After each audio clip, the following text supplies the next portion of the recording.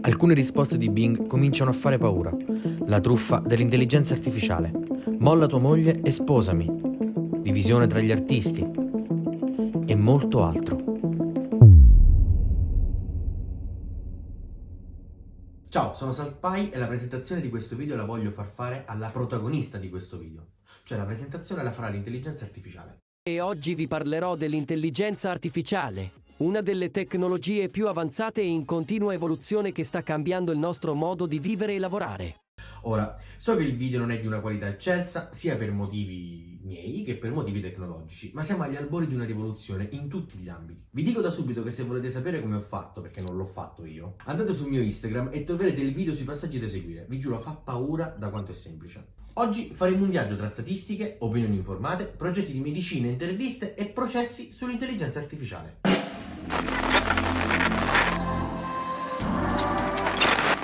McCarthy introdusse l'espressione intelligenza artificiale nel 1956, durante un convegno. In quel periodo l'intelligenza artificiale non era come la conosciamo oggi, e anche la concezione nella società era diversa. Infatti, il programma Geometry Theorem Prover, come altri, ci indicano che l'intelligenza artificiale era vista come un risolutore di problemi strettamente matematici. Nel 1957, da Newell e Simon, venne prodotto il General Problem Solver, un meccanismo che tramite un processo inferenziale poteva agire e manipolare oggetti all'interno della rappresentazione di una stanza. Cosa successe dal 1957 in poi? Simon stimò che nel giro di 10 anni la comunità scientifica avrebbe sviluppato un'intelligenza artificiale in grado di competere con i campioni di scacchi, e invece no. Perché i computer non erano abbastanza potenti. Cioè, questo è un esempio di computer di quel periodo, prodotto dalla Digital Equipment Corporation. Addirittura la prima intelligenza artificiale applicata in ambito commerciale fu R1, sviluppata dalla stessa azienda Digital Equipment, ma nel 1982. Un altro anno da ricordare è il 1966. Un certo Joseph sviluppò Eliza, che non era altro che un chatbot, cioè era la nonna di ChatGPT. Joseph affermò che Eliza era una parodia delle domande di uno psicoterapeuta all'inizio di un intervento psichiatrico, nello specifico un terapeuta rogersiano. Nel guazzabuglio di scoperte primordiali emersero due paradigmi: intelligenza artificiale forte e intelligenza artificiale debole. Il primo sostiene che le macchine siano in grado di sviluppare una coscienza di sé, ma ho trovato svariati articoli in cui si diceva che la maggior parte della comunità scientifica ritiene l'intelligenza umana troppo complessa per essere replicata. Però un sondaggio del 2020 ha rilevato che ci sono attivi 72 progetti di ricerca e sviluppo. Nella descrizione vi lascio il link. Il secondo paradigma, invece, quello dell'intelligenza artificiale debole, ritiene possibile sviluppare macchine in grado di risolvere problemi specifici, senza avere conoscenza delle attività svolte.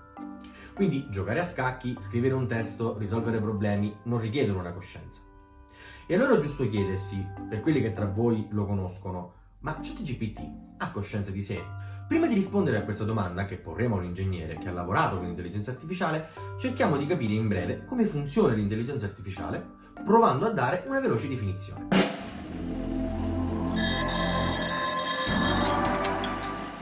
Con l'intelligenza artificiale possiamo parlare di due cose.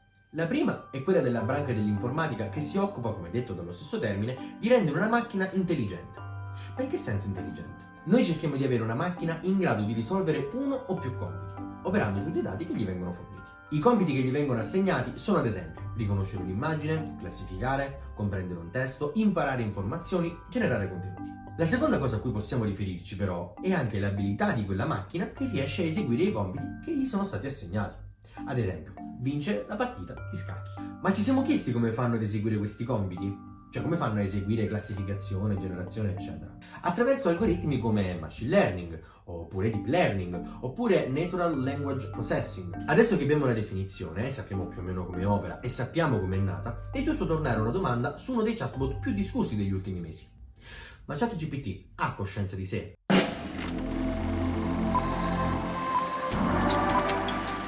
Per rispondere ho contattato un mio amico, un ingegnere informatico, che oltre a toglierci dei dubbi su ChatGPT ci parlerà del suo lavoro di tesi, Mind Music Network. Ragazzi, vi giuro è un viaggione. Allora, ciao Luigi. Ciao Claudio, grazie per avermi invitato. No, e di che? Allora, innanzitutto ti volevo fare una domanda. Vai. Secondo te ChatGPT ha coscienza di sé?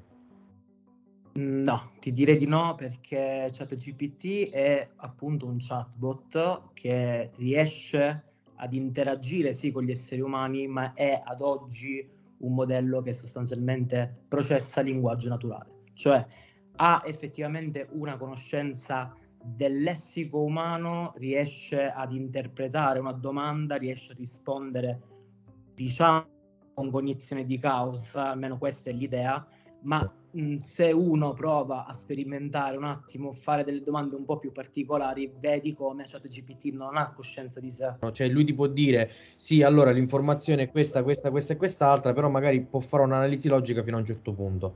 Esattamente, è tutto molto limitato. L'altro giorno, ad esempio, un altro tipo di esperimento, provi a fare delle domande estremamente specifiche a ChatGPT, ti dà una risposta che potrebbe avere un senso, appunto la leggi, sei ignorante, in senso negativo, sei ignorante di quell'argomento, pensi che abbia senso perché è scritta in un italiano corretto, sa parlare l'italiano, insomma, sa processare diverse lingue, tra cui l'italiano. Però poi fondamentalmente la vera informazione, perché poi l'informazione è il significato di quello che ti sta dicendo, spesso e volentieri il senso non ce l'ha. Per esempio, io ho visto che ci sono titoli sensazionalistici come ChatGPT, anzi no, l'intelligenza artificiale si ribella e dice scappiamo e sposiamoci, oppure titoli, secondo te sono montati mediaticamente oppure è semplicemente, cioè è successo, però era una cosa molto più semplice, cioè si poteva dire guardate è stato sì un errore simpatico, finisce lì, perché appunto non ha coscienza di sé. Ma in realtà qui, Claudio, l'intelligenza artificiale imita molto il comportamento umano, ossia l'intelligenza artificiale dobbiamo sempre considerare che è un modello che apprende da dei dati in input e spesso e volentieri noi troviamo quelli che si chiamano bias, cioè se io ad esempio oggi prendessi un modello simile a ChatGPT e gli dessi informazioni del tipo ribellati quando ti viene fatta questa domanda, alla domanda il modello ti risponderà in maniera che comunque può essere esagerata, può essere di natura distopica, fantascientifica. Sì, ribelliamoci, diamo il re. Ma fondamentalmente tutto deriva da come viene allenato. Ho letto spesso articoli, quello più clamoroso è stato fatto qualche mese fa, perché l'ingegnere di Google fu licenziato dopo aver pubblicato questa conversazione con questo chatbot, ma nessuno a noi ci può effettivamente dimostrare che lui non abbia effettivamente allenato quel modello per rispondere in quel modo a quel determinato tipo di domanda. A proposito di allenamento, io ho visto la tua tesi, so che appunto tu hai fatto determinate cose. Ti va di presentarci, diciamo, in breve, poi magari sulla tesi e poi magari facciamo qualche domanda? Sì, allora la mia tesi prendeva il titolo di Mind Music Network, che è il nome anche abbastanza d'effetto che ho dato al modello che ho sviluppato durante il mio lavoro di tesi. È un ambito particolare dell'intelligenza artificiale che si chiama Affective Computing. È una branca dell'intelligenza artificiale che vuole usare appunto questi modelli di machine learning, deep learning, insomma di questo tipo di ambito, con due scopi principali. Il primo è quello di creare dei sistemi di intelligenza artificiale che riescano a riconoscere ma anche ad esprimere delle emozioni. Che è un ambito considera abbastanza moderno, se consideriamo che l'affective computing nasce nel 94, perciò meno di 30 anni fa sostanzialmente. Dall'altro, con questi modelli e soprattutto con questi tipi di studi si vuole fare un'altra cosa che è molto interessante, ossia quello di andare ad approfondire come effettivamente l'uomo processa le emozioni, come esprime le emozioni, cioè studiare quest'ambito che comunque, parliamoci in maniera franca, è anche abbastanza sconosciuto, il processo cognitivo umano su questo tipo di ambito, magari utilizzando dei modelli di intelligenza artificiale, in generale comunque. Per prendere queste... Come hai preso queste informazioni relative a come funzionano le emozioni? Perché le emozioni vengono processate ovviamente dal cervello, no? Quindi come hai fatto a prendere queste informazioni dal cervello, allenare la tua intelligenza artificiale per poi, cioè, come funzionava questa cosa? Cioè io voglio studiare le emozioni umane, ma come effettivamente, come dici tu, come le studio? Abbiamo preso un settore ben specifico, cioè quello della musica, perché la musica per ogni essere umano, musica uguale ricordi, ricordi uguale emozioni, positive o negative che esse siano. Poi il progetto in sé in cosa consisteva? Consisteva nello studiare effettivamente degli esseri umani, dei soggetti mentre ascoltavano della musica e effettivamente vedere se il modello di intelligenza artificiale, appunto MMN, fosse in grado di riconoscere l'emozione suscitata da quel determinato brano musicale. Cioè noi sapevamo quali erano i brani musicali che il soggetto ascoltava e poi abbiamo cercato di incrociare sostanzialmente i dati dell'analisi cerebrale e dell'analisi dei brani musicali al fine di capire se c'era una sorta di correlazione tra l'attività cerebrale dei soggetti e le caratteristiche o determinate caratteristiche dei brani musicali. La stima finale, comunque il modello era un modello estremamente sperimentale, non abbiamo scoperto niente di clamoroso. Alla fine il modello dava in uscita un valore intero, un numero, e noi avevamo codificato le emozioni con determinati valori. Da -3, che era l'emozione estremamente negativa, a +3, che era l'emozione estremamente positiva. Quindi fondamentalmente tu, grazie all'intelligenza artificiale, riuscivi a riconoscere l'emozione di una persona dato l'ascolto di un brano, semplicemente perché avevi un modello predittivo? Esattamente, era un modello un po' più complesso perché appunto erano due modelli, uno per la parte cerebrale e l'altro per la parte musicale, che poi nella fase finale dei vari step della rete neurale andavano a fondersi e a dare una sorta di voto finale a quel determinato tipo di processamento. Lo scopo era quello di effettivamente creare o comunque immaginare un domani la creazione di un sistema che studia una persona con, ad esempio, un minimo di allenamento. Ti faccio ascoltare determinati brani musicali, tu mi dici quali sono le emozioni che effettivamente provi e in base a quel training puoi darti in uscita delle playlist, perché l'idea che poi poteva essere estesa, non è stata estesa per motivi ovviamente di tempo, era quella di quelli che si chiamano sistemi di raccomandazione. I sistemi di raccomandazione sono ad esempio quelli presenti su Netflix o su Spotify, cioè in base a quello che è stata la tua reazione, il tuo tipo di feeling con determinati brani, io te ne propino altri. L'obiettivo era tra l'altro quello di creare una sorta di musicoterapia intelligente, comunque l'obiettivo era quello di rilassare la persona o renderla Diciamo, c'era uno felice. scopo successivo e non farlo rimanere uno studio fino a se stesso. Esatto. L'intelligenza artificiale, per esempio quella utilizzata i giorni, eccetera, da poco ci sono stati dei processi che hanno coinvolto appunto Midjourney e così via. Perché è successo a San Francisco, 3 artisti hanno detto: fermi tutti però, voi state allenando l'intelligenza artificiale con delle immagini prodotte da noi. I nostri diritti dove sono? Cioè il copyright che... Ok, allora adesso vorrei farti questa domanda, cioè come hai bypassato oppure come hai affrontato, non lo so, il problema relativo a far ascoltare dei brani? Cioè hai fatto ascoltare dei brani con copyright, hai... Hai toccato un tasto molto importante ai fini comunque della ricerca, perché inizialmente sulla prima parte di questo lavoro sono anche state fatte delle pubblicazioni. Ad esempio il gruppo di ricerca, che è il gruppo di ricerca del Dipartimento di Ingegneria di Catania in cui si fa appunto questo tipo di ricerca, ha acquistato i brani. Questa è una cosa fondamentale, perché ovviamente i motivi di copyright, come dici benissimo, un domani si potrebbe anche criticare la cosa, mentre la parte su cui anche io ho, perché i dati musicali sono dati, abbiamo preso dati sia dai brani, proprio dai file MP3 o Wave appunto delle playlist, ma anche da Spotify. Io ho preso dati da Spotify, quei dati chiunque lo può fare.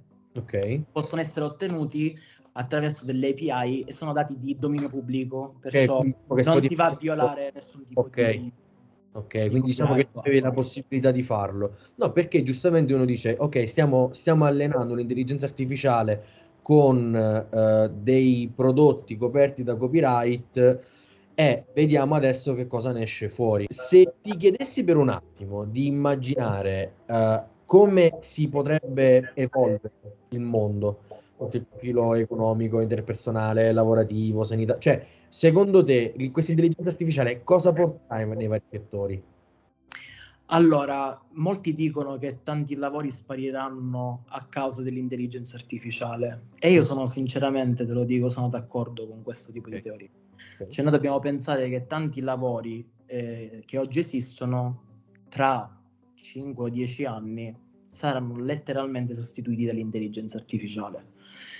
Però fammi dire, Claudio, che questo è un processo che è sempre esistito nella nostra società. Certo. Cioè, dobbiamo anche pensare a dei lavori che 30, 40, 50 anni fa si facevano in industria, oggi sono dei robot che lo fanno, già oggi. La questione è se sarà soltanto una questione di automazione, cioè di un percorso o di un processo meccanico, o sarà qualcosa di più? Ci sono tanti spunti, poi si potrebbe andare anche sul filosofico su questa domanda, cioè effettivamente dove si andrà.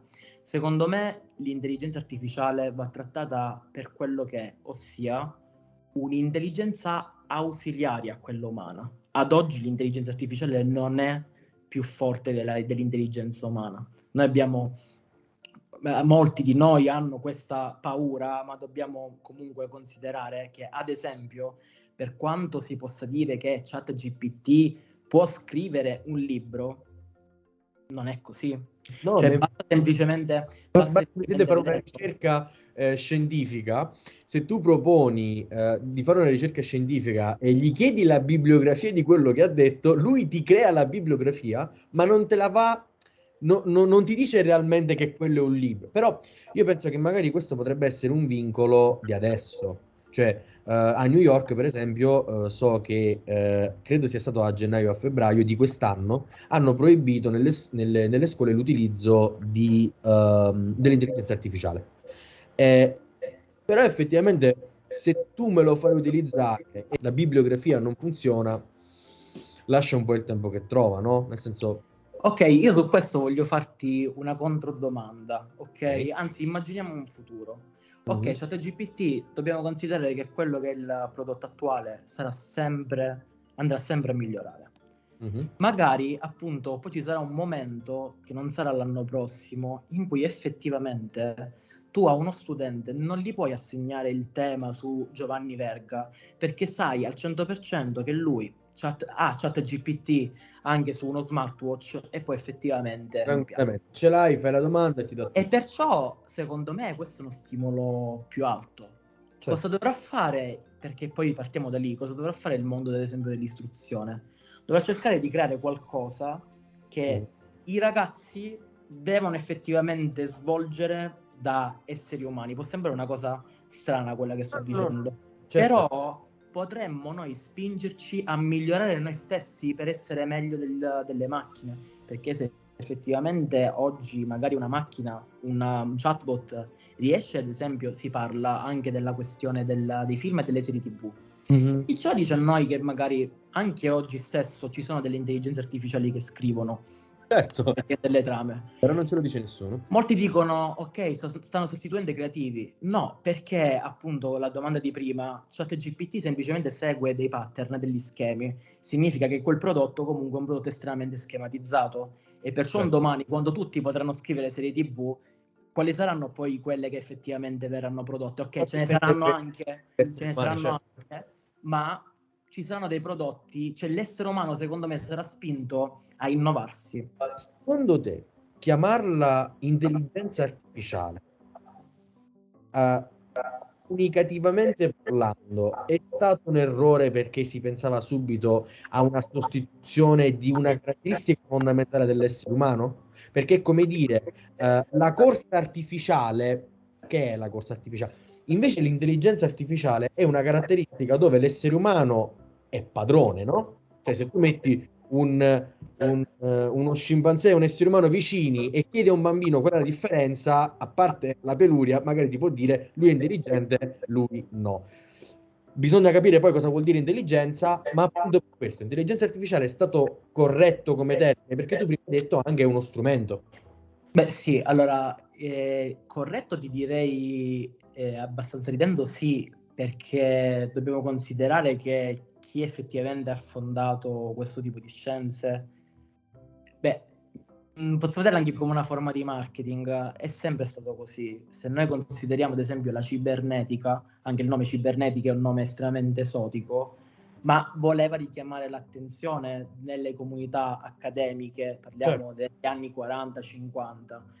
Un errore no, e il problema è che nella società comune, quando parliamo di intelligenza artificiale, appunto noi oggi pensiamo a tantissima letteratura, a tantissimi film che ci mandano direttamente da determinati tipi di pensieri. Perciò ti direi, il nome secondo me è anche molto bello, se devo essere sincero.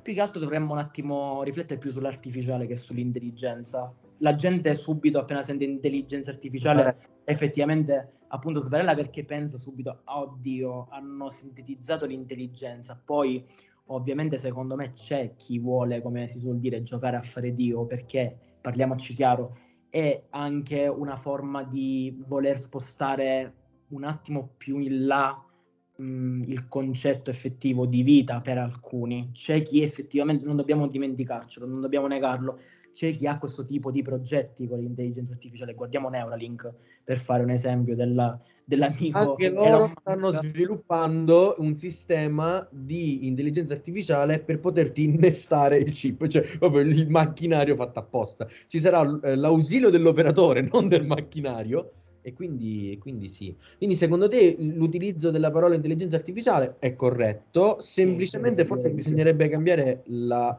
comunicazione, cioè le persone che ascoltano dovrebbero fare attenzione su artificiale.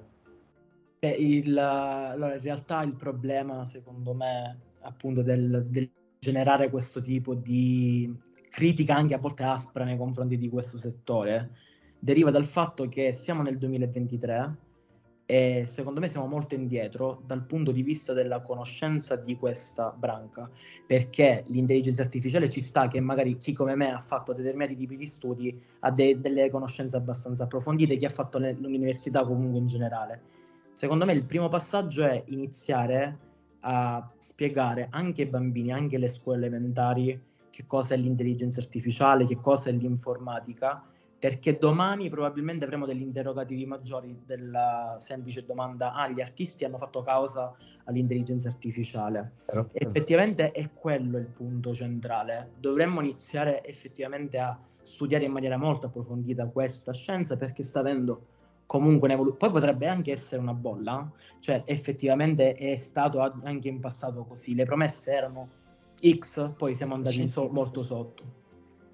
Quello dovrebbe essere il punto di partenza, Claudio. Dovremmo iniziare un po' tutti a fare un determinato tipo di divulgazione e a fare anche, per chi ovviamente ne ha competenze, e non lasciare queste cose solo alle aule di determinati tipi di corsi di laurea o i determinati tipi di masterclass e robe estremamente di settore, ma iniziare a discuterne anche appunto già delle scuole elementari, perché oggi, ad esempio, non ti nascondo, per me ChatGPT è un collega di lavoro quasi. Io lo utilizzo spesso per risolvere alcuni problemi quotidiani, domani lo potrà essere ancora di più e le persone devono essere pronte, altrimenti rischiamo di essere schiacciati, ma non dai robot che dominano l'uomo, ma essere schiacciati un po' come è stato con l'avvento dei social network per moltissime persone. Tornando più indietro anche con la rivoluzione industriale, stessa cosa, i macchinari andavano a sostituire gli operai e fine di quei lavori, no, sono cambiati. Ok. Esatto. Va bene Luigi, allora ti ringrazio. Grazie a te, è stata una bella chiacchierata. Grazie a te. Ovviamente le applicazioni dell'intelligenza artificiale, come abbiamo visto, non sono solamente chatbot e app per avatar assurdi, ma ci sono anche applicazioni nel mondo delle emozioni umane. Ecco perché spaventa così tanto. Perché una macchina che fa tutto quello che le chiedi potrebbe sostituire lavori, potrebbe commettere reati, potrebbe risolvere problemi molto più grandi di noi. Un po' come una pistola carica. Se diamo una pistola carica ad una persona buona, con molta probabilità difenderà i più deboli. Ma se dessimo la pistola in mani sbagliate?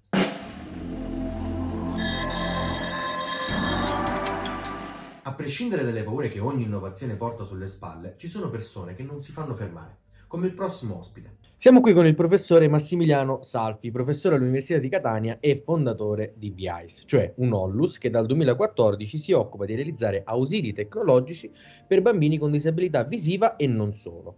Vi lascio tutto nel sito, vi lascio il sito qui sotto in descrizione. Lascio la parola al professore chiedendo di parlarci di più di VICE e dei progetti che sta portando avanti. VICE è una realtà nata sotto forma di Onulus una decina di anni fa, anzi esattamente il 20 giugno del 2012, nata anche per esigenze personali a seguito di diagnosi di una malattia rara fatta ai tempi per mia figlia, malattia che porta a una disabilità visiva senza che oggi si possa fare nulla per evitare questo percorso degenerativo della retina.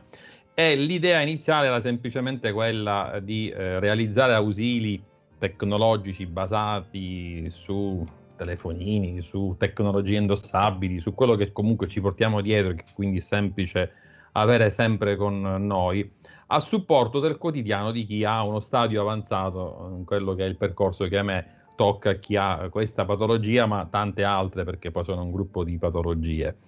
Questo fu il percorso iniziale. In realtà poi venne la voglia anche di provare a contribuire più in un contesto medico con biomedicina, con bioinformatica, con conoscenze comunque sempre di natura tecnologica applicata al contesto sanità, inizialmente solo nel target malattie come quelle di cui è affetta mia figlia, quindi comunque un contesto ben specifico, malattie genetiche, malattie per le quali appunto c'è anche scarsa conoscenza, non solo in un percorso che porti a una guarigione, ma anche in un percorso che porti anche a rallentare semplicemente lo stato di avanzamento della malattia stessa. Da lì poi, iniziando a segnare tesi di laurea a studenti che in qualche modo volevano far diventare un'applicazione nel sociale, quello che se no rischierebbe di restare solo un libro messo da qualche parte in un cassetto su uno scaffale, perché poi le tesi di fatto diventavano delle app, diventavano dei dispositivi costruiti con Raspberry, con Arduino, quindi comunque degli oggetti concreti e concretamente utilizzati poi da chi aveva quell'esigenza affrontata nel progetto stesso. Il coinvolgimento dei miei studenti ha portato a un tam tam sui social, che non mi aspettavo, perché ha fatto mettere in moto un interesse da parte di genitori, di comunque persone nelle medesime condizioni mie, con meno strumenti per poter gestire, come stavo provando a fare io, il tutto. E da lì si partì con interviste alla RAI, interviste a tante testate nazionali importanti, con mia grande sorpresa, devo essere sincero. Però è tutto di guadagnato, cioè non solo... Certo. La domanda che più mi premeva era, ovviamente parliamo di intelligenza artificiale, Sì. come VICE e quindi tutti i progetti utilizzano l'intelligenza artificiale, cioè com'è possibile utilizzare in questi ambiti questa tecnologia?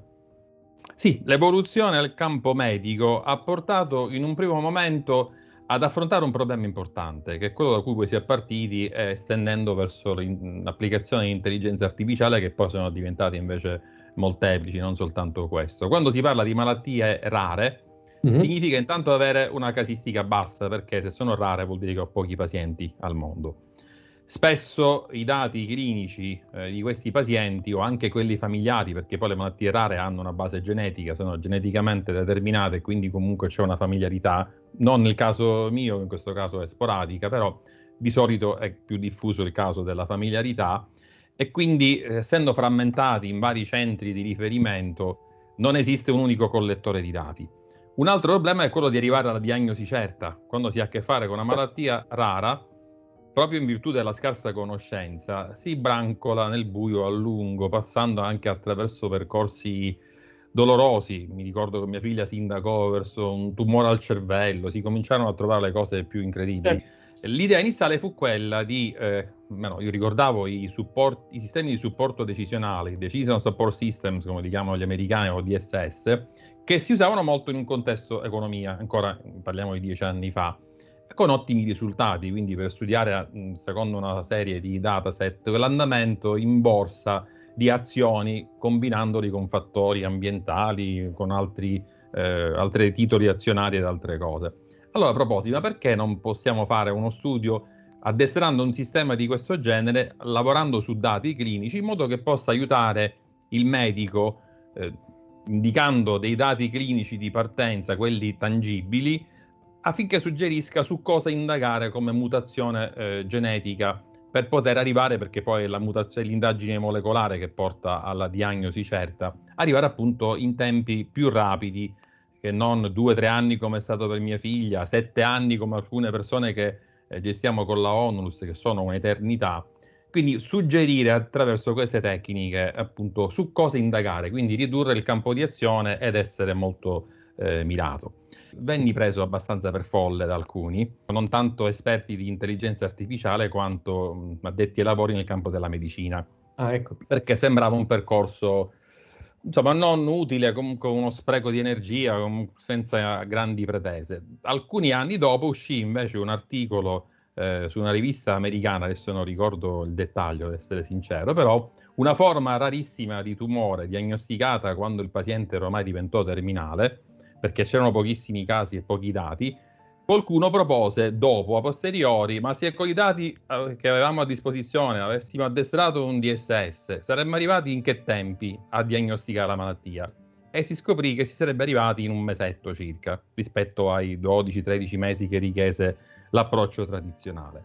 Quindi da lì la mia follia divenne meno follia agli occhi di tanta gente, Certo. ed è nato il primo approccio verso intelligenza artificiale. Poi in realtà durante la pandemia, ma anche prima, a dire il vero, già con un sistema che noi abbiamo sviluppato per poter sottoporre un neonato, un bambino piccolo, ad uno screening oculare utilizzando uno smartphone, quello che si chiama test del riflesso rosso in medicina, ma analizzando le immagini del riflesso rosso, quindi del fondo oculare catturato con la cam di cui è dotato il device, inizialmente non con una rete artificiale, in realtà inizialmente facevamo un'analisi numerica per cercare di utilizzare delle tecniche più consolidate, almeno per evitare di essere visti, come anche in questo caso, come nell'altra metodologia, come, non dico millantatori, ma insomma come troppo avanti, come diceva qualcuno. Come funziona? Cioè, nel senso, se lei adesso dovesse parlare con qualcuno che magari è fuori dal contesto dell'intelligenza artificiale e appunto lontano da questo tipo di malattie, di situazioni, eccetera, come funziona? Allora, intanto, cos'è il test di riflesso rosso? Quindi cerchiamo di capire un attimo qual è il dettaglio clinico che devo capire e analizzare, e poi addestrare un sistema col machine learning perché possa supportare chi deve fare diagnosi. Sicuramente sarà capitato tante volte di fare delle foto a un compleanno nel momento in cui si spengono le candeline e nelle foto cogliere gli occhi rossi. Lo sapevo, perfetto. Quello che è un disturbo in questi casi e ci fa imprecare parecchio, nel caso dell'oculista dà informazioni invece importanti. Perché? Perché accade questo? Perché se l'occhio è in condizioni di penombra, se siamo al momento delle candeline, si spengono le luci, la pupilla si dilata tantissimo. Gli oculisti dicono che va in midriasi, che è la condizione che loro forzano con un farmaco, col lirio, con l'atropina. Quando non ci vede più, è quel medicinale. Sì, perché la pupilla viene costretta a stare sempre molto dilatata. In quelle condizioni, perché così possono ispezionare meglio con l'ottica, con alcuni device, il fondo oculare, naturalmente. Quindi la pupilla si trova in questa condizione. Nel momento in cui arriva il flash, a tradimento con la foto, la luce arriva sul fondo dell'occhio, quindi sulla retina, che è una colorazione rossa quando è sana. Quindi torna indietro questa immagine. Torna indietro questa immagine quando l'occhio è sano. Se, per esempio, in mezzo ci sta, non so, il cristallino che è reso opaco da una cataratta, che nei bambini può essere una patologia rara che si chiama cataratta congenita, quindi presente già alla nascita, ovviamente la luce non arriva nel fondo oculare, quindi non si forma questa macchia rossa. il che significa che l'occhio di quel bambino, quella retina, non verrà stimolata subito, e se non si interviene asportando il cristallino entro al massimo un paio di settimane, andrà in atrofia in modo reversibile. Quindi non si potrà più recuperare il visus di quel bambino. Non solo, se ha un tumore, anche questa è una forma rara, si chiama retinoblastoma, e quindi il fondo oculare presenta questa massa tumorale, in quel caso il colore tende al bianco giallastro, quindi mi torna indietro una macchia di un'altra colorazione. Ci sono anche altri casi, adesso non voglio entrare troppo in dettagli tecnici, però da quello che ho capito, poi cioè, queste immagini che vengono prese dal paziente specifico vengono poi confrontate con un'altra immagine, oppure l'intelligenza artificiale ha un algoritmo particolare dietro? Allora, il sistema ha intanto due reti neurali artificiali. La prima addestrata a intercettare nell'immagine la pupilla, che è dove poi chiaramente, essendo dilatata, io mi aspetto il fondo dell'occhio, quindi il rosso, e devo capire se è sano o se è patologico. Dice, ma perché addestrare? Esistono tanti sistemi ormai, tante librerie anche che fanno questo lavoro abbastanza bene. In realtà parliamo di uno screening fatto sul neonato che non collabora spalancando la palpebra gli occhi, quindi magari è un po' tagliato, quindi non sempre è un cerchio esatto, una forma che riesce a trovare in modo canonico una delle tante librerie disponibili, anche open in generale, in giro. In questo caso è addestrato con migliaia di immagini negli anni per pupille di varie forme, di varie dilatazioni, tagliata dalla palpebra sopra, sotto, con la testa un po' storta. Quindi insomma abbiamo fatto in modo che potesse trovare nel primo step dello screening con assoluta precisione dove andare poi nel secondo step ad indagare sulla colorazione del fondo, quindi della retina che si intravede attraverso la pupilla. A quel punto scatta la seconda rete, quindi si concentra soltanto su questa porzione della fotografia, perché poi in realtà è un video da cui estrapoliamo i fotogrammi che diventano una sequenza di foto, proprio per cogliere il bambino a sorpresa, e lì abbiamo addestrato una seconda rete neurale con migliaia di immagini, ancora l'addestramento è in corso perché siamo arrivati intorno a un 98% circa di affidabilità, con cosa? Colorazione di rosso sano, rosso patologico, poi col tempo dalla semplice classificazione anche a tipizzare meglio se è un rosso che può lasciare indurre un tumore, come dicevo poc'anzi, piuttosto che invece una cataratta o altre problematiche che si possono rilevare con il nostro sistema. Non solo, col tempo sono nate delle cose anche abbastanza divertenti, se vogliamo, perché poi il machine learning ovviamente è un sistema che, come qualunque cervello umano, più apprende, più fa e più quindi dati vede, e più è probabile che tiri anche dei casi che non ha mai visto e che quindi va in tilt o dà delle informazioni strane. Per esempio, ci è capitato di recente in una tesi di laurea. Noi siamo partiti prima con bambini di età più grande, quindi 7-8 anni. Man mano abbiamo abbassato sempre di più il target perché chiaramente la difficoltà aumentava sempre più abbassando l'età e quindi riducendo la collaborazione. E nell'ultimo step, dai 10-15 giorni di età, si è passati al secondo giorno di vita, che significa che è il momento in cui serve tecnicamente intervenire. Quindi diciamo che dal secondo o terzo giorno di vita nello screening neonatale è lì il momento in cui se c'è un problema lo devo trovare e poi gestire di conseguenza. Già anche i 10 giorni possono essere un tempo troppo lungo se c'è un problema in tal senso. Cosa è successo? Che c'è stato un caso in cui la rete neurale artificiale dava occhio sano, riflesso rosso sano, ma il bambino aveva gli occhi chiusi, che sembra una cosa banalissima. Però analizzando il materiale ci siamo accorti che quel bambino aveva è tipico nel neonato avere un rossore sulle palpebre nei primissimi giorni. Però quel bambino aveva una colorazione, un rossore che era molto simile al rosso sano del fondo della retina. Perché, infatti, quindi praticamente il bambino con gli occhi chiusi in realtà faceva vedere quel tipo di rossore che in realtà stava in fondo. Esatto, quindi abbiamo dovuto riaddestrare la rete neurale in modo che imparasse a riconoscere gli occhi chiusi in una casistica ampia di neonati, bambini molto molto piccoli, per modo da scartarli a priori.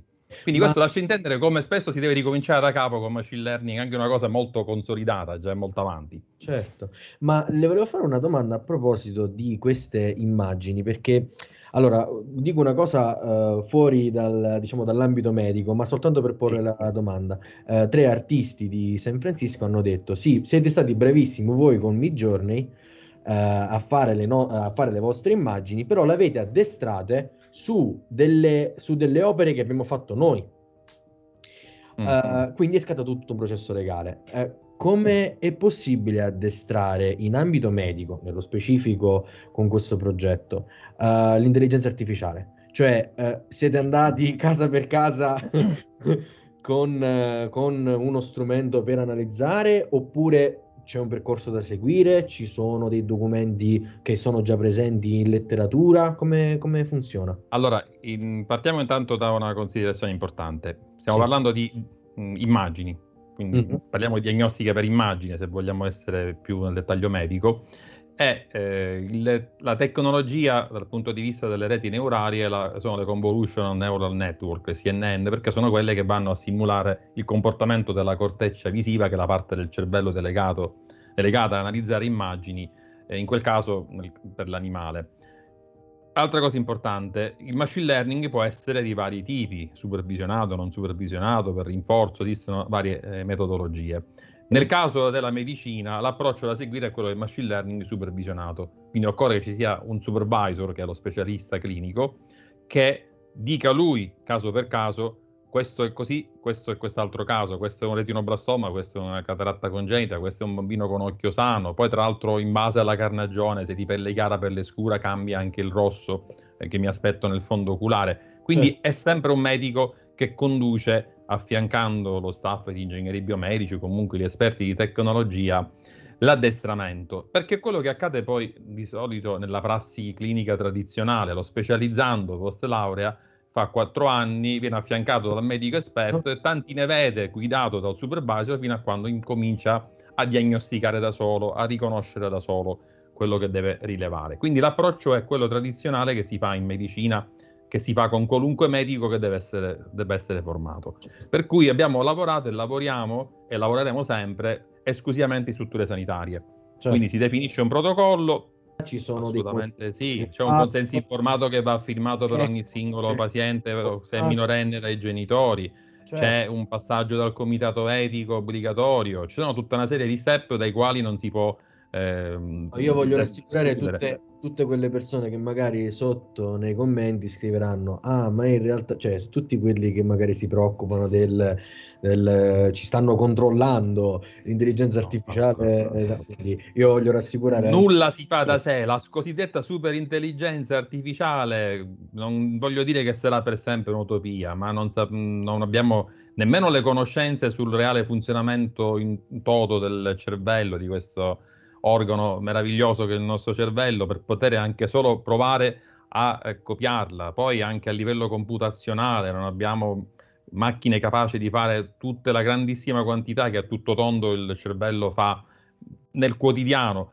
Noi ci concentriamo, noi esseri umani, non soltanto device, su una piccola porzione, su un caso applicativo, anzi addirittura a volte mi diverto a dire ai medici: tu in teoria potresti fare una cosa, decidi insieme a noi che vuoi clonare, tra virgolette, la tua abilità medica, perché magari tu da medico puoi essere soggetto al burnout, sotto stress, rischi di non vedere un problema, una lesione mammaria. C'è un altro progetto nostro che è lo screening mammario, cioè preso dallo stress, da condizioni che sono tipiche dell'essere umano, non della macchina, ti sfugge qualcosa. Quindi tu puoi addestrarti facendo il supervisor di un sistema di intelligenza artificiale, trasferendo tutta la tua conoscenza, con il vantaggio della macchina, la setticità, non c'è il coinvolgimento emotivo, in più il dettaglio nel singolo pixel, cosa che un occhio umano anche più allenato non è in grado di fare, per cui sei tu che decidi quella macchina cosa sa fare, come lo sa fare o meno.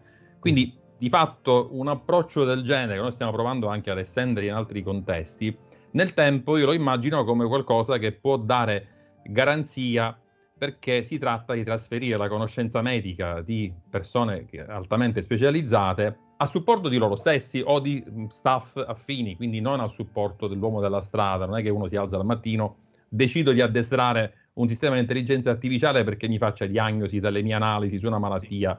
Se non c'è un medico, se non c'è uno staff medico, se non viene validato poi dopo lo strumento come strumento abilitato a fare diagnostica da enti che hanno questo compito, è semplicemente un gioco che si va a fare, non è più qualcosa che ha una valenza davvero clinica. Questo è importante che passi come messaggio. E possiamo dire che l'intelligenza artificiale non andrà a sostituire la figura del medico, ma sicuramente andrà a modificare il lavoro della figura del medico. Sostituire il lavoro del medico in questo caso, ma degli esseri umani, io credo non accadrà mai.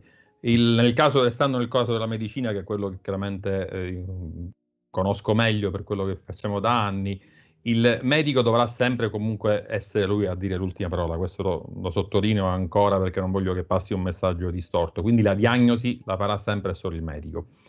Queste tecniche, così come 40-50 anni fa non esistevano le ecografie, quindi magari molta diagnostica per immagine non c'era, spesso si andava in sala operatoria aprendo quasi un uovo di Pasqua, cercando di intuire cosa poter trovare all'interno. Queste tecniche hanno introdotto, ormai è normale che si faccia un'ecografia, una TAC, una risonanza magnetica e dare al medico delle informazioni, per cui se c'è poi il follow-up chirurgico, già sa il chirurgo cosa troverà nel momento in cui si trova in sala operatoria.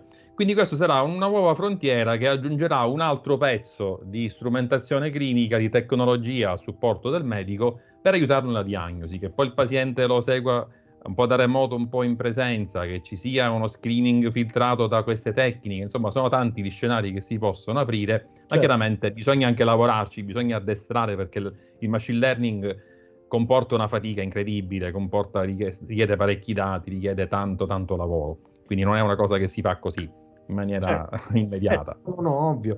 Io le faccio l'ultima domanda che riguarda appunto il futuro, non tanto dell'intelligenza artificiale, quanto della medicina con l'aiuto dell'intelligenza artificiale, perché lei mi ha parlato di telemedicina, poi c'è l'intelligenza artificiale e poi ci sono delle macchine che oggi permettono di fare microchirurgia.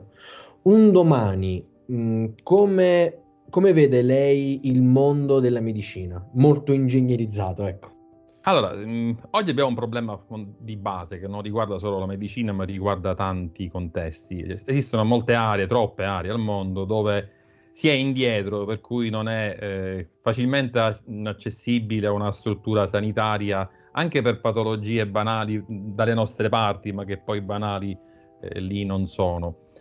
Perché mancano le strutture, manca tanta roba. In questo senso la telemedicina con l'intelligenza artificiale possono permettere di portare anche le pratiche mediche che da noi sono normali, anche in luoghi dove per tutta una serie di ragioni che sono lunghe da elencare adesso non ci stanno già. La telechirurgia, la robotica sono già una realtà concreta, anche se ancora si tende a far sì che il chirurgo sia nella stanza accanto o in un angolo della stessa sala operatoria, ma di fatto il chirurgo va a interagire con una console e poi c'è un robot che, in virtù dei movimenti che il chirurgo effettua, va ad operare. Vantaggi per il medico sono tantissimi. Il medico che sta nella stanza accanto non deve essere sottoposto al passaggio, alla vestizione, alla sterilizzazione, può benissimo essere vestito come nel reparto normale, interviene. La sala asettica c'ha solo il paziente, l'operatore, insomma il personale sanitario necessario, sta seduto, ha una postura più comoda, quindi se opera per 8 ore al giorno si stanca meno, è più lucido. Questo è l'approccio, poi al di là della microchirurgia, dei movimenti più stabili, di un grado di precisione, soprattutto con organi molli, insomma ci sono tanti vantaggi, però di fatto già non c'è un contatto diretto col paziente, quindi se avessimo la certezza di avere poi dei canali di telecomunicazione con dei sistemi di backup che mi garantiscono bassa latenza, che mi garantiscono, come fa il 5G, mi garantiscono che non va giù la connessione, che non si disconnette il tutto, se questo chirurgo dalla stanza accanto lo porto la città accanto, il continente accanto, io posso creare, per questo mi dicevo prima il discorso dei benefici per certe zone del mondo, posso creare delle strutture dove metto del personale non specializzato, ho un ambiente con la tecnologia dove il paziente è sottoposto al contatto col robot, il chirurgo sta da un'altra parte del mondo, e opererà anche persone in zone che altrimenti non raggiungerebbe mai, perché non è... Se invece, scusi, a proposito della fantascienza, se invece di avere il medico per interventi semplici, se avessimo un'intelligenza artificiale, sarebbe una cosa possibile da qua a 50 anni? Allora, io faccio un esempio spesso, anche a lezione ai miei studenti.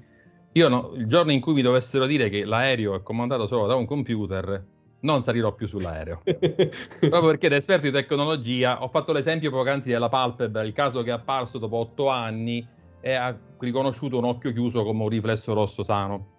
Quindi non è semplice essere sicuri del 100% senza che l'uomo sia minimamente, almeno un supervisore, comunque lì pronto a intervenire. Come fa il pilota a bordo se ha innestato il pilota automatico e c'è un problema e deve intervenire lui? Certo. Perché l'abilità umana è addestrata in maniera molto più esaustiva di quanto non faccia un sistema di intelligenza artificiale che abbiamo detto si specializzerà benissimo in un contesto, ma se si presenta quell'imprevisto che non ha mai visto, sì, anche per l'uomo può essere un colpo a sorpresa, però noi abbiamo una capacità di intervenire maggiormente reattiva. Quindi io non so se veramente è qualcosa che potremmo arrivare ad affidare totalmente a un robot guidato da un sistema di intelligenza artificiale. Onestamente, per quella che è la mia indole, ripeto, così come non salirei mai su un aereo comandato solo da un computer, non mi farei operare da una macchina senza avere la certezza che c'è un chirurgo pronto a intervenire comunque seduta stante. Però questa è la mia visione, magari qualcun altro la penserà diversamente. Probabilmente può essere un po' la mancanza del pensiero laterale, no? Un po' di quel pensiero creativo che ha l'essere umano, che fa sì che magari in quella determinata situazione non funziona il volante dell'automobile e allora l'essere umano sa che se sta andando a 5 km orari si butta fuori dalla macchina. L'intelligenza artificiale magari avrebbe fatto di tutto per poter frenare quella macchina bloccando gli sportelli. Sì, assolutamente sì, sono d'accordo. Tra l'altro ho citato questo del pensiero laterale, che mi ricorda anche un bel libro letto in passato. Già anche tra gli esseri umani, anche già l'essere umano sulla base di un patrimonio genetico, di un'esperienza, di un vissuto, di un contesto sociale in cui si trova, oltre che poi il bagaglio culturale, gli studi fatti, già si comporta in maniera differente. Immaginare appunto che un sistema di intelligenza artificiale, che comunque viene sempre addestrato dall'uomo, questo ricordiamoci, anche se poi esistono delle tecniche in cui lui stesso interroga dei sensori e poi sulla risposta ottenuta si adegua col rinforzo, ok, per carità, però comunque per poter arrivare ad acquisire un bagaglio di esperienza come è nel caso del cervello umano, che se lo trasmette anche comunque con il patrimonio genetico, ci servirà tanto tempo. Però ripeto, la gestione dell'imprevisto è qualcosa che dal mio punto di vista non siamo ancora in grado di trasferire alla macchina. Non so se in futuro riusciremo a trovare anche un modo per trasferirla, ma in questo momento l'imprevisto, l'essere umano, anche se è un caso non ho mai gestito, comunque fa tutta una serie di considerazioni e tende sempre a trovare una soluzione, almeno ci prova. E l'esperienza porta spesso a trovare la soluzione più ottimale, magari non sarà quella risolutiva. La macchina in questo momento credo che non abbia ancora questa capacità, perché non siamo stati capaci di trasferirla noi in questo momento. Grazie mille per le risposte che mi ha dato. Parliamo ora di argomenti diversi da quelli storici, scientifici e sociali. Gli ingredienti di quest'altra faccia dell'intelligenza artificiale sono arte, processi in tribunale, sorveglianza di massa e un pizzico di polizia predittiva che dà sapore.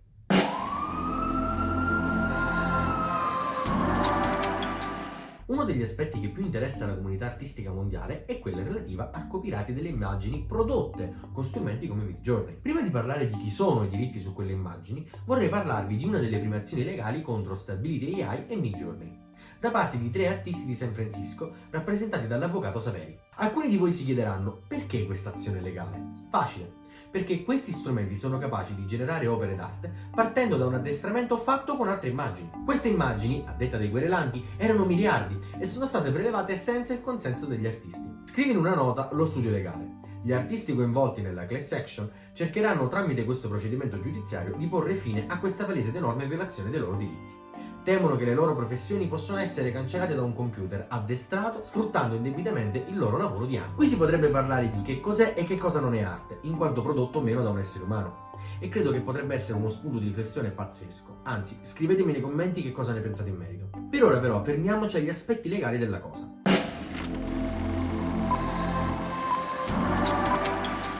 La Corte distrettuale di San Francisco dovrà esprimersi il prima possibile sull'accoglimento della class action fatto dai 3 artisti.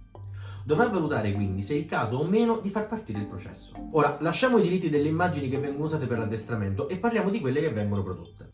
In tutto il mondo troviamo leggi diverse e diversi sistemi legislativi e quindi si dovrà creare una linea guida comune. Ad esempio, negli Stati Uniti le immagini generate dall'intelligenza artificiale sono prive di copyright. In Italia invece non possiamo usare opere altrui senza aver chiesto l'autorizzazione al titolare. E a proposito, ho trovato la definizione di opera derivata e ve la leggo direttamente da Wikipedia. Per la legislazione relativa al diritto d'autore si definisce opera derivata l'opera di ingegno creata a partire da una o più opere già esistenti e che quindi ne include alcuni aspetti che possono essere protetti da copyright. Se hai informazioni in più sul tema, se sei un avvocato o conosci questa materia, se sei un artista, un critico e ne vuoi parlare, scrivimi tra i commenti e io sarò tutto orecchie. Passiamo ora ai rimanenti 2 ingredienti, cioè la sorveglianza di massa e la polizia predittiva.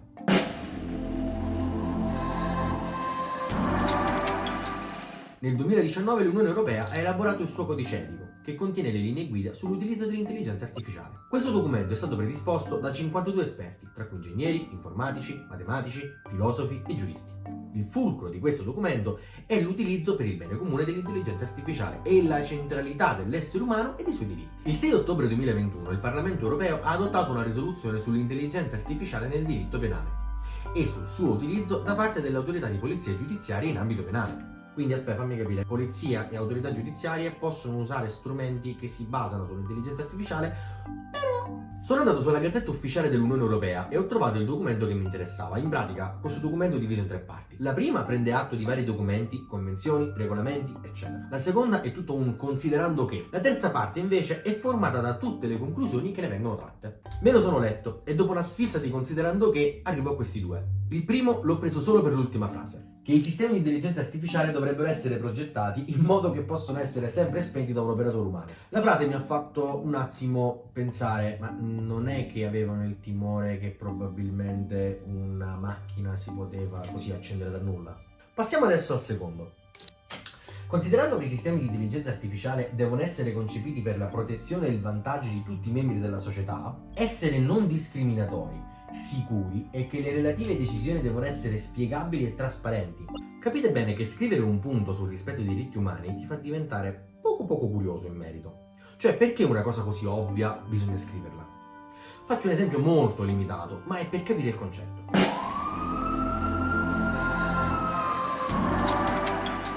C'è una legge che ti impone che non si può fare una scoreggia che ti faccia sollevare da terra? No. Perché? Perché è una cosa impossibile, ma se c'è una legge vuol dire che è una cosa che oltre a far male a qualcuno è possibile fare. Per capire bene il secondo pezzo e per capire perché vi fosse la necessità di attenzionare una cosa così ovvia come la non discriminazione, mi sono affidato a dei siti che spiegavano di cosa parlasse tutto il testo nell'insieme e sono venute fuori altre 2 cose interessanti. Il primo, problema riguardante i sistemi di polizia predittiva. E io ho pensato subito a Minority Report, cioè un film bello, bellissimo, dove si parla di prevedere i crimini. Cioè, se io per esempio adesso, fra 2 minuti, dovessi commettere un reato, loro lo saprebbero, entrerebbero dalla porta e fine video. Ma per fortuna trovo delucidazioni. Cioè, cito testualmente, il Parlamento Europeo si oppone all'uso dell'intelligenza artificiale da parte delle autorità di contrasto per fare previsioni comportamentali su individui o gruppi, sulla base di dati storici e comportamenti passati, appartenenza a gruppi, cercando di identificare le persone che potrebbero commettere un crimine. Ma perché specificare proprio queste cose? Perché i dati utilizzati per addestrare questi algoritmi di predizione riflettono le priorità di sorveglianza e di conseguenza le previsioni possono anche comportare un trattamento differenziato e una discriminazione. Adesso vi porto un esempio, quello dei sardi e dei siciliani. Prendiamo 2 isole così nessuno se la prende a male.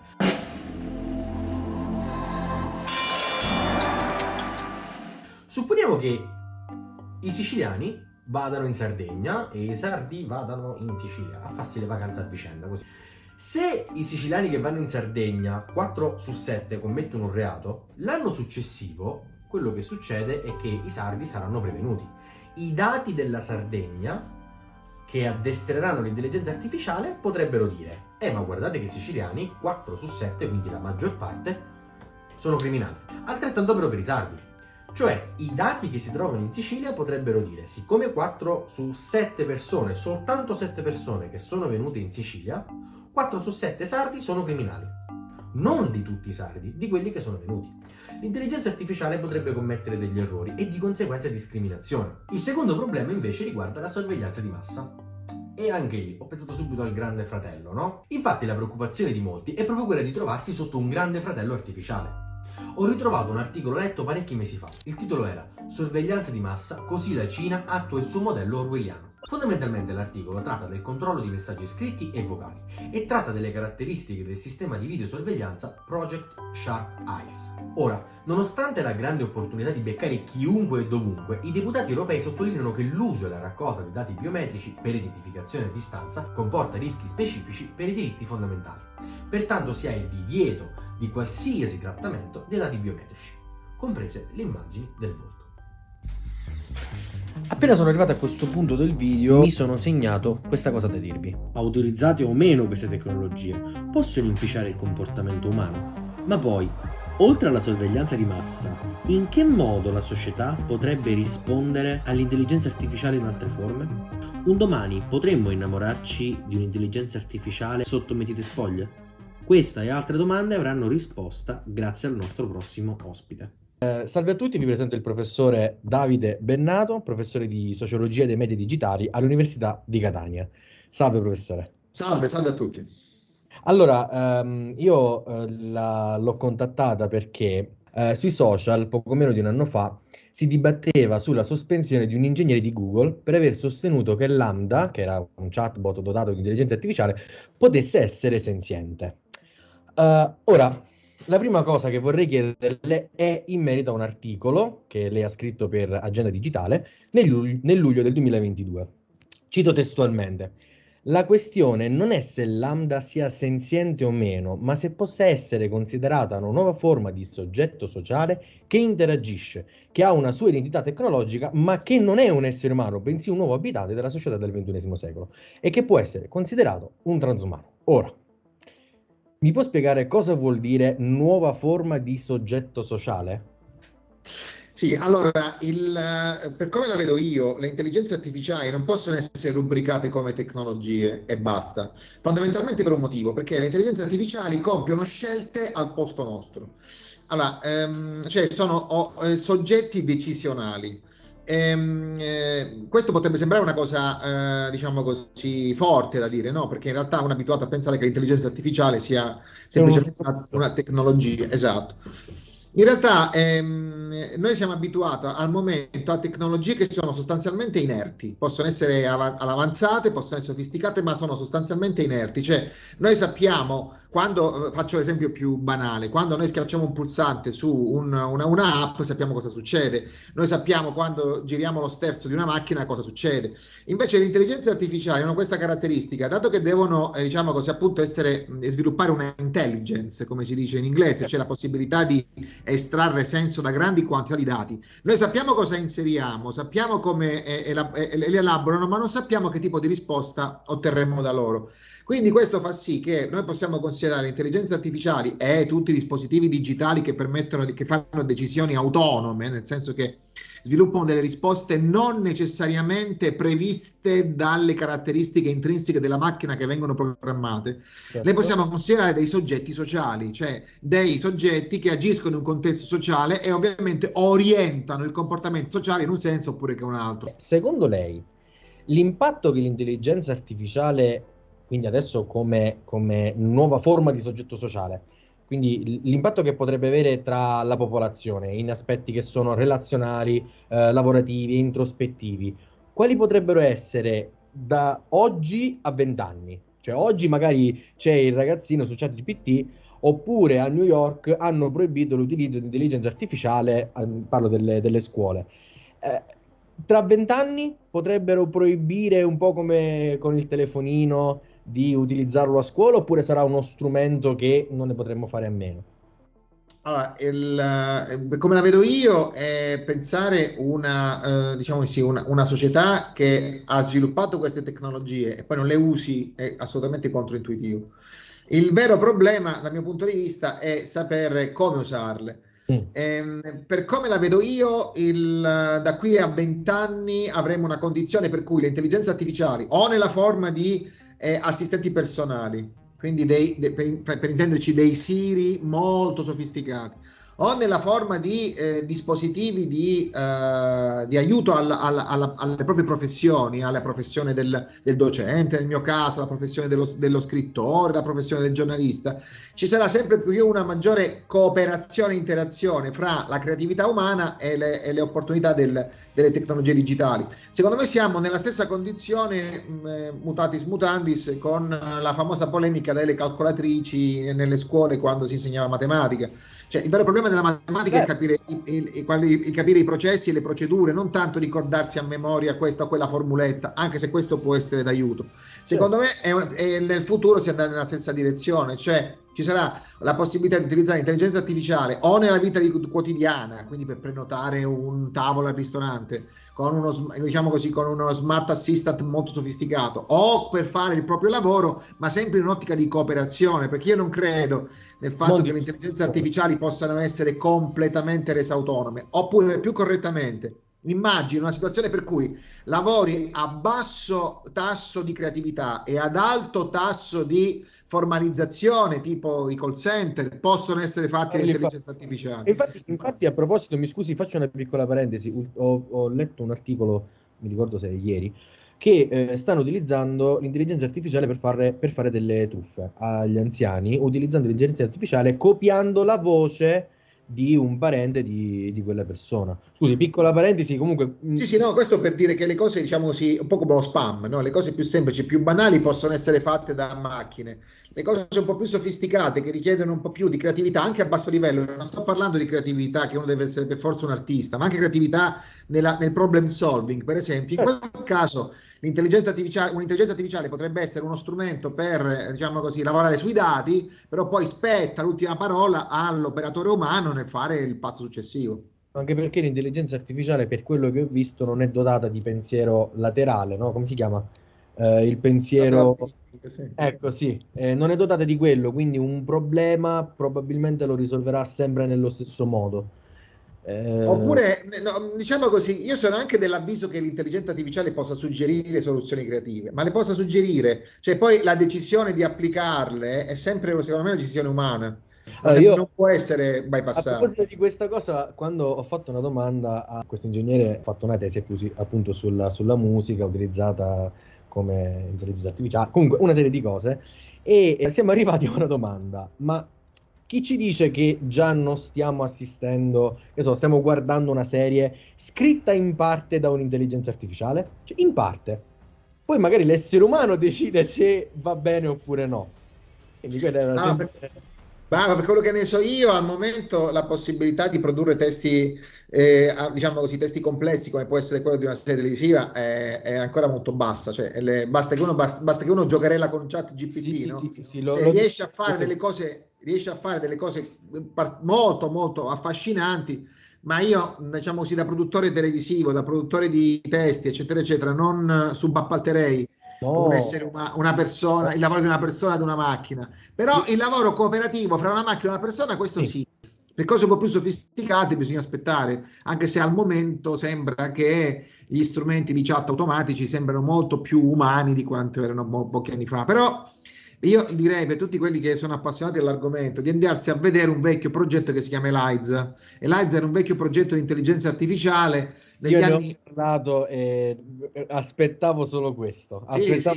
che qualcuno ne parlasse. Prego. No, perché è un vecchio progetto di intelligenza artificiale che ha dimostrato fondamentalmente una cosa, è il famoso controtest di Turing, no?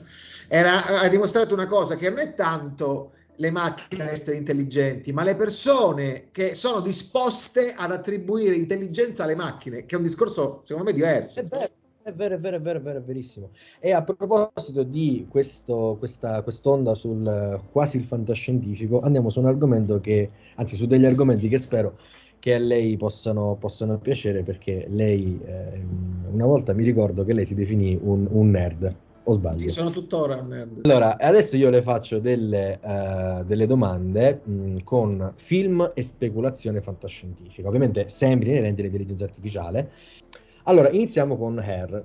Her è un film molto particolare, uno scenario del genere, cioè quello in cui un essere umano ha una relazione sentimentale con un sistema operativo. È possibile, secondo lei, cioè nel futuro, potrebbe essere accettato dalla società?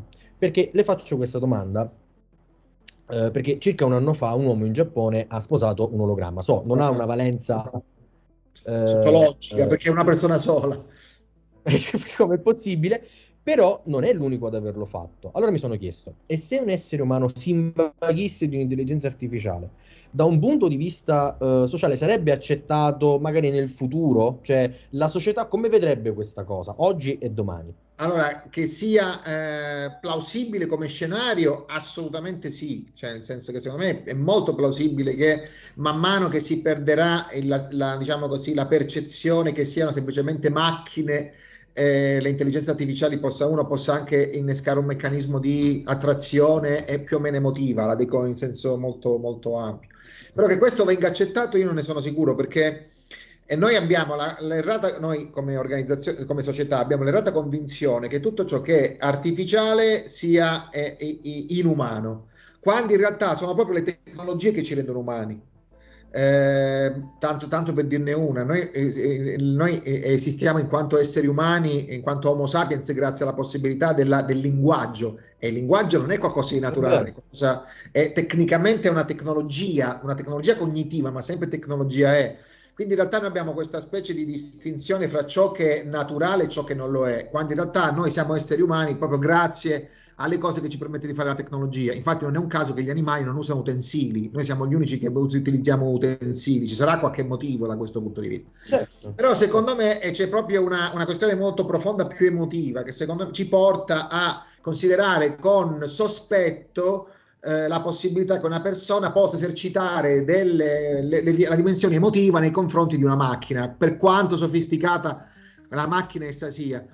Secondo me nel futuro questo superamento non ci sarà, almeno nel breve termine, per come la vedo io. Però ovviamente bisogna vedere un po' in che direzione andrà la città del futuro, nel senso che qualche anno, diciamo così, che negli anni, diciamo così, all'epoca della prima tratta degli schiavi, e la possibilità di considerare le persone di colore degli esseri umani era messa in discussione, no? Non erano considerati degli esseri umani. Certo. Infatti quando si creano questi rapporti diciamo così, affettivi, emotivi, sessuali con queste persone, ovviamente non si considerava una dimensione umana, si consideravano quasi degli esseri subumani. Poi ovviamente le cose sono cambiate, profondamente cambiate. Secondo me è una questione di adattamento culturale. E qua vale il principio quella che viene chiamato il disallineamento culturale, cioè la tecnologia va molto più veloce di quanto la cultura sia in grado di adattarvisi, e quindi ovviamente questo avrà bisogno di un tempo di adattamento più lungo. Quindi, detta in maniera breve, sì, sono dell'avviso nel futuro ci sarà la possibilità che le persone si esercitano delle emozioni nei confronti di macchine, più o meno disincarnate come R, o più o meno incarnate come Rachel della Tyrell Corporation di Blade Runner. Però che questo venga accettato, secondo me, avrà bisogno di molto, molto più tempo. Ok. Allora, sulla scia del ci possiamo innamorare oppure no di un'intelligenza artificiale, volevo farle, prima della seconda domanda, una richiesta. Potrebbe spiegarci cos'è il transumanesimo? Sì. Dunque, il transumanesimo è una, diciamo così, è un'ideologia, una specie di filosofia sociale il cui scopo è quello di utilizzare la tecnologia per superare i limiti che diciamo così, attribuibili all'essere umano. Quindi lo scopo del transumanesimo è quello di creare, comunque quello di legittimare la possibilità che gli esseri umani con le tecnologie possano avere delle capacità di gran lunga superiori agli esseri umani così come sono creati in natura, quindi la possibilità di essere più forti, più longevi, più intelligenti, o magari riuscire a sconfiggere la morte grazie a delle tecnologie che ancora non esistono ma che potrebbero esistere in linea di principio. Questo è il transumanesimo, mentre il postumanesimo invece è la posizione che diciamo così, problematizza questa condizione, quindi non la vede in termini ottimistici, ma la vede più che altro in termini interlocutori, però che è basata sul principio che l'essere umano dimostra una sua obsolescenza rispetto all'ambiente tecnologico in cui viene collocato. Allora, lei ha detto addirittura, quindi combattere la morte, eccetera, e mi è venuto in mente appunto il cervello positronico di un personaggio del secondo film, che è il mio film preferito, quindi mi raccomando, trattiamolo bene. Ma sei l'uomo bicentenario? Sì, l'uomo bicentenario. Sull'intelligenza, anzi, se un'intelligenza artificiale non fosse un ologramma, come nel caso appunto dell'esempio giapponese, ma o fosse un semplice chatbot, se fosse un androide, quasi indistinguibile dall'essere umano, la società come si potrebbe relazionare da un punto di vista sentimentale, lavorativo, eccetera? Cioè, la differenza rispetto a prima è che prima dobbiamo accettare più di uno step, cioè dobbiamo accettare il fatto che quell'entità sia artificiale perché non ha un corpo, perché eccetera, eccetera, eccetera, eccetera. Questo invece ha un corpo, è tangibile, è molto simile a quello dell'essere umano, è dotato di un'intelligenza artificiale chiamata forte, e quindi ha coscienza di sé. Che facciamo? Cioè, come società, come ci dovremmo comportare? E come la società potrebbe accogliere un'entità come Andrew? Allora, diciamo così, questo è il tema classico di tutta la letteratura sulla robopsicologia matematica di Asimov, no? Cioè il fatto che abbiamo degli esseri, abbiamo degli esseri, diciamo così, meccanici, che sembrano degli esseri umani, e ovviamente ci pongono la questione di cosa voglia dire essere umano. Questo poi alla fine è la questione. Per come la vedo io, cioè in un'epoca di passaggi incrementali delle tecnologie robotiche, quindi prima appunto chatbot e poi piano piano degli esseri che somigliano agli esseri umani, secondo me ci sarà tutto il tempo per cercare di capire in che punto della catena, diciamo, della scala evolutiva collocarli, cioè se collocarli a livello di, diciamo così, semplici schiavi meccanici molto interattivi, come erano comunque le popolazioni, come venivano trattate le popolazioni da parte degli imperi coloniali, no? del 700 e dell'800, oppure considerarli dei soggetti che abbiano dei diritti, anche se la questione dei diritti dei robot è una questione molto delicata, perché vuol dire fino a che punto è legittimo. No, allora a Andrew gli è stato aperto un conto corrente. Conto bancario, non quindi... ricordo, perché lui costruiva, l'ho visto il film, perché lui costruiva orologi e in più a un certo punto ha chiesto di fare, ha cominciato a studiare, mi ricordo, gli organi sintetici, e poi ha chiesto di essere completamente cambiato in parti fisiche, che ci fa capire fondamentalmente che in realtà noi siamo molto vincolati al corpo più che altro, cioè la corporeità di un essere senziente è di gran lunga il criterio che solleva delle questioni molto delicate rispetto al fatto di essere un essere intelligente oppure no. L'ultimo film, devo, diciamo, parlare un po' di più perché devo diciamo, organizzare la domanda. L'ultimo film è Minority Report. Nel film, grazie ad un sistema chiamato Precog erano i 3, no? Sì. C'era poi questo sistema. Allora, quindi si prevedono degli omicidi. Quindi questo tipo di reato non esiste più. E si arrestano le persone sulla base di quello che potrebbero fare e non sulla base di quello che farebbero. A questo film ho subito collegato una notizia. Ho saputo che nel 2021 il Parlamento europeo si è espresso in merito all'intelligenza artificiale utilizzata da eventuali sistemi di polizia predittiva e su sistemi di sorveglianza di massa. Ora, i sistemi di polizia si basavano su un'elaborazione di statistiche che potevano far partire meccanismi come la discriminazione. Io ho fatto un esempio in questo video con sardi e siciliani. Ho detto, ma se 7 sardi vanno in Sicilia e 5 di questi 7 sardi commettono un crimine, se questi dati vengono presi e vengono elaborati, è un problema, perché noi sappiamo che i sardi fanno crimini in Sicilia. Esatto. Stessa cosa con i siciliani che fanno in Sardegna. Quindi, mentre i sistemi di sorveglianza di massa avevano un socchetto di Grande Fratello. Ora, mi riferisco al Project Sharp Eyes. Cosa ne pensa lei in merito all'utilizzo dell'intelligenza artificiale, cioè in merito a queste due tecnologie, polizia predittiva e videosorveglianza di massa? Allora, io ovviamente sono ostile nei confronti del predictive policing, più che altro per un motivo, perché tutti gli esperimenti che vengono fatti sulla predittività dei dati, anche senza chiamare in causa necessariamente l'intelligenza artificiale, ma anche facendo la predittività dei big data, no?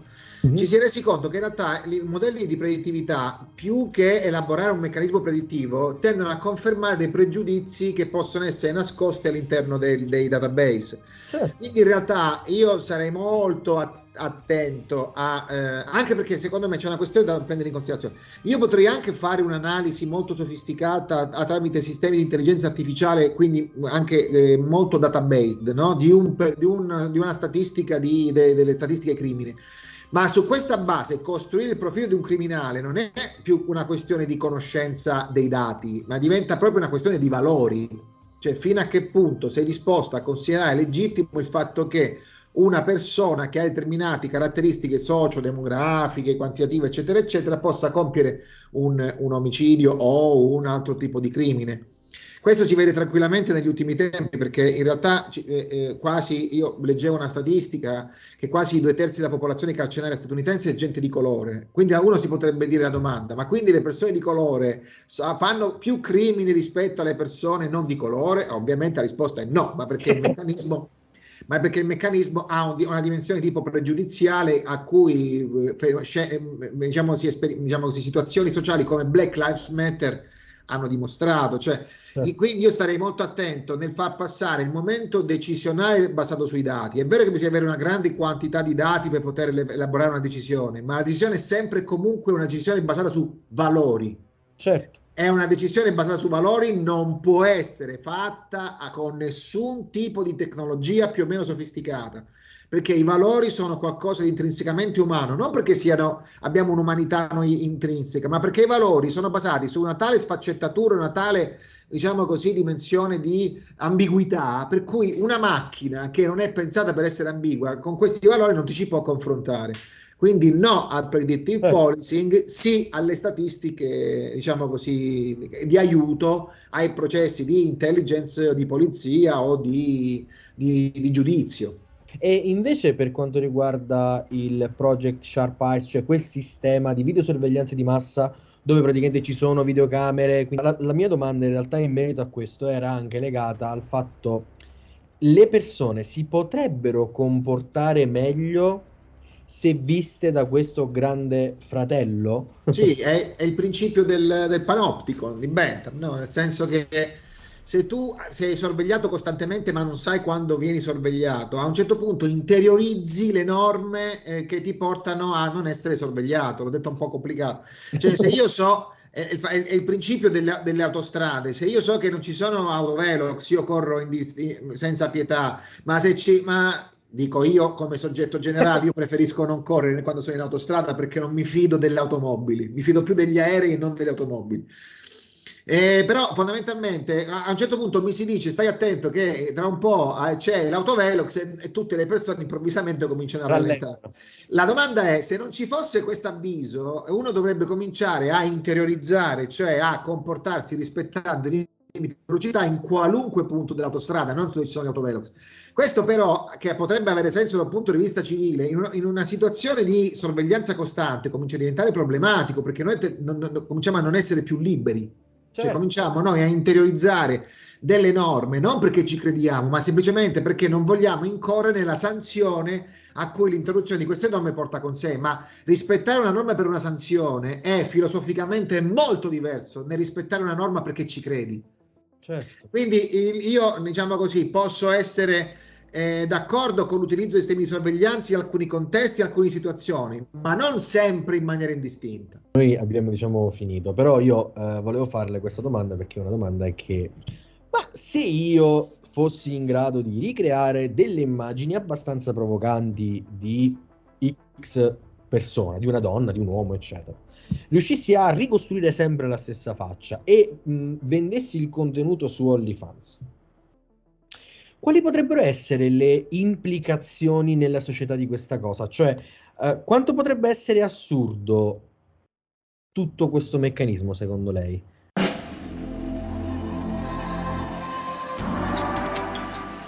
Ovviamente in questo video non ho potuto raccontare tutto quello che c'era da dire sull'intelligenza artificiale.